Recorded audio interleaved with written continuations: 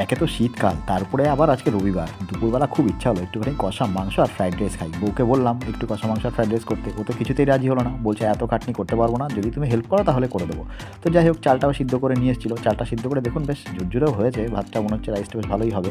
তো যাই হোক, এটা এনে আমাকে বললো সবজিগুলো সব কেটে দিতে হবে। আমাকে এই যে বিন, গাজর, ক্যাপসিকাম সব এনে দিয়েছে আমাকে সবজিগুলো কেটে দেওয়ার জন্য। আমি ওর কথা মতো সুন্দর করে সবজিগুলো এই যে কুচি কুচি করে কেটে দিয়েছি। দেখুন, এদিকে ক্যাপসিকাম রেখেছি, গাজর রেখেছি, ওদিকে আমার বিনগুলো রাখা হয়ে গেছে। সব সুন্দর করে কেটে আমি গুছিয়ে দিয়েছি যাতে তাড়াতাড়ি করে টেস্টি টেস্টি রান্নাটা করে।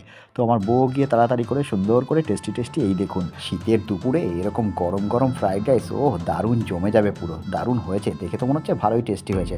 আর দেরি সহ্য করতে পারছি না, আমি তাড়াতাড়ি বললাম কই গো, তাড়াতাড়ি আমাকে দেখাও কষাটা কেমন করেছো, চিকেন কষাটা আগে দেখাও। তো চিকেন কষাটা আপনারাও একটু দেখে নিন কেমন হয়েছে, আমিও দেখি। ওয়াও, এ তো দারুণ, একদম লাল লাল ঝাল ঝাল, আমার তো দেখেই জিভে জল এসে গেছে। ওয়াও। তো যাই হোক, এখন আমার আর দেরি সহ্য করতে পারছি না, আমি তাড়াতাড়ি ফ্রাইড রাইস আর কষা মাংস নিয়ে খেতে বসে পড়লাম।